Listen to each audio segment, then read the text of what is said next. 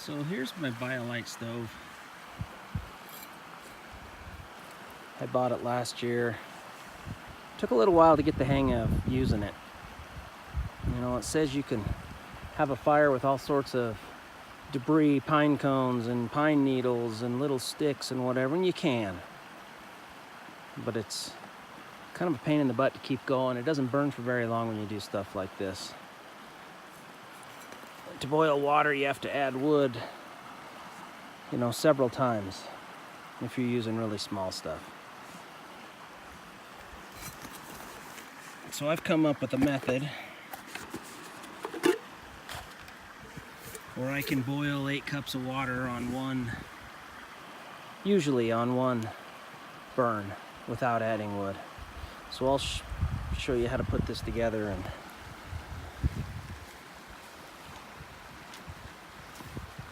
get her lit.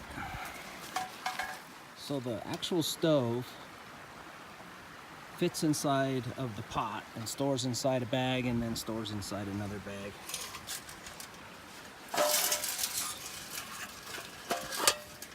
Fairly simple to put together.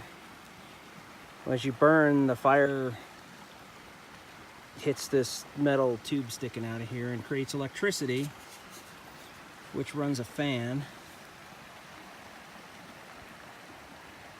Has 4 speeds on it. Not only will it run a fan to feed the fire, but you can also plug down there on the bottom. It's got a jack for a USB port, so you can charge your phone or other electronics and stuff while you're on the trail, which is pretty nice if you're doing a multi-day trip.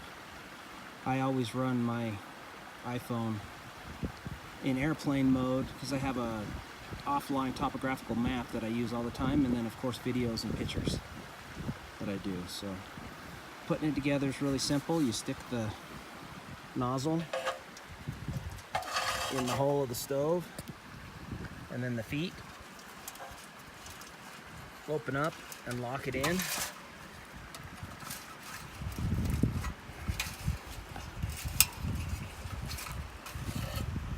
And there's the stove set up and ready to use. And then the pot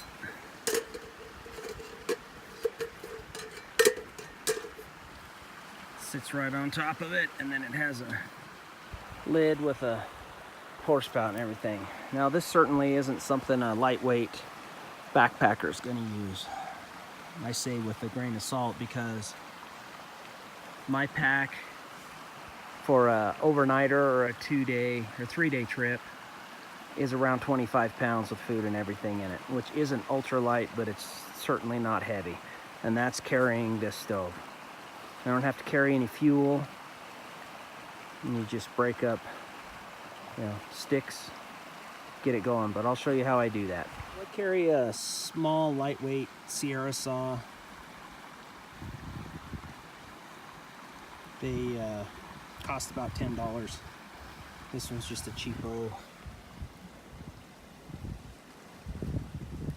I'm not even sure, Coghlan's, Oglan's, something. And if you look down on the inside of the stove, you'll see the holes in it. You want your wood to be just below those holes, because those holes are going to swirl and basically gasify the wood and reburn the wood, so they burn fairly smoke-free. So I just take a measurement with my saw. Come over to the wood that I'm going to do, and I'll cut, with a piece of wood this big, 3 pieces of it, and that should be way plenty.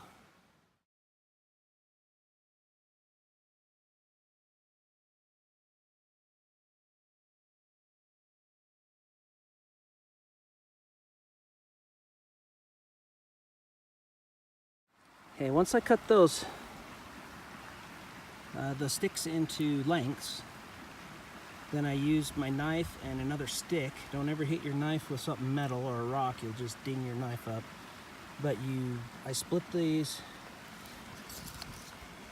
into decent sized pieces, and then drop them down into your stove,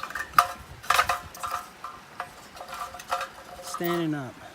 What I've learned with these, and I own several wood gasifier stoves,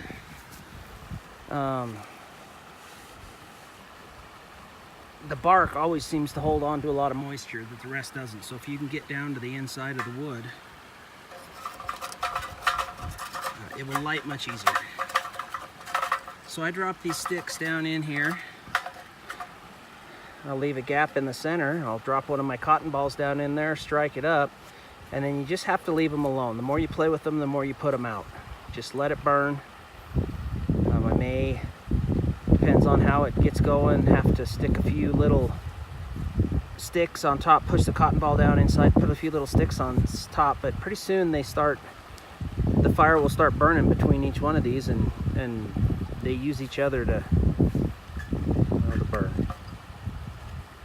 And it'll get going, and the fan will kick on all by itself and start fan feeding this stove, and then next thing you know, you've got a little tornado of fire going there, and you throw your pot of water on there, and a few minutes, hot water. Okay, there's my cotton ball. Just sitting on top. It'll burn. It will get these sticks burning. The most frustrating thing, I start poking around and pushing around with it and trying to add more sticks, and you smother it and you put it out, and it just won't get going. If you just start it and leave it alone, it's what I found works the best. I don't know if you can hear it or not, but it just took about 45 seconds, and the fan automatically kicks on.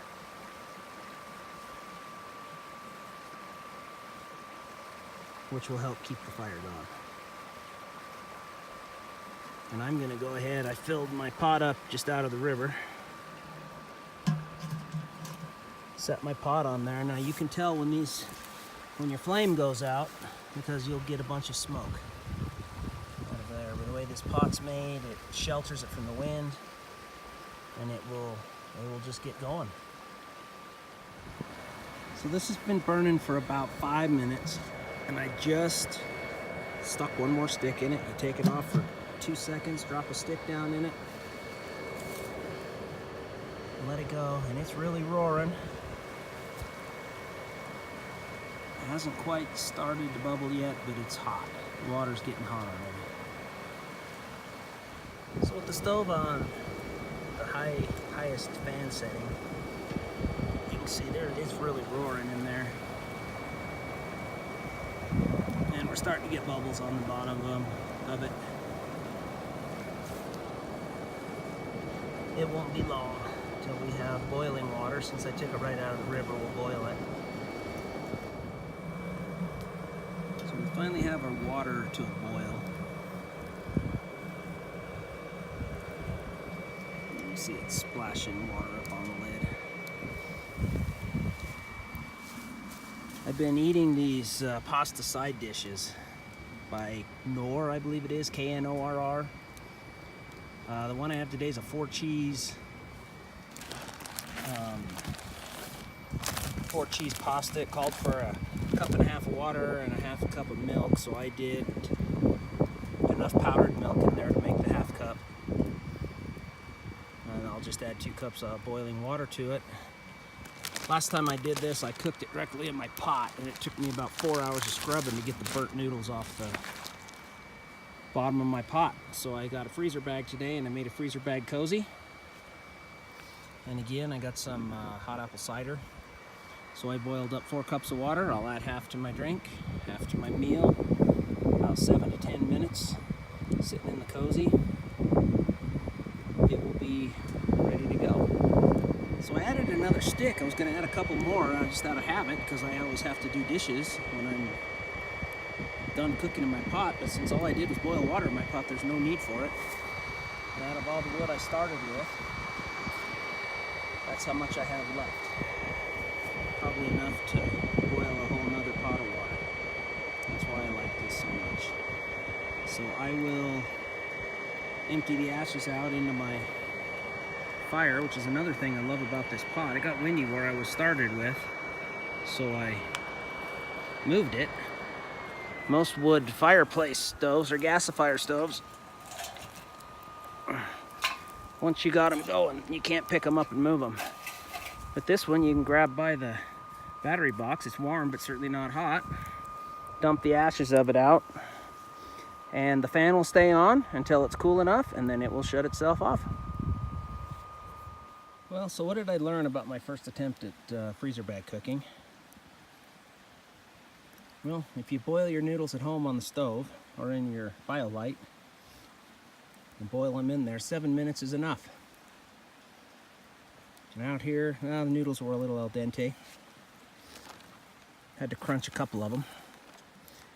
And you do end up boiling most of the liquid off when you're done. When I was done eating my noodle soup, I've got a good cup and a half of liquid left in there. So my guess, I'll tweak this and keep playing with it. Next time I do it, I'm going to add about half the water and let it soak twice the time. And we'll see how that works. But it was good.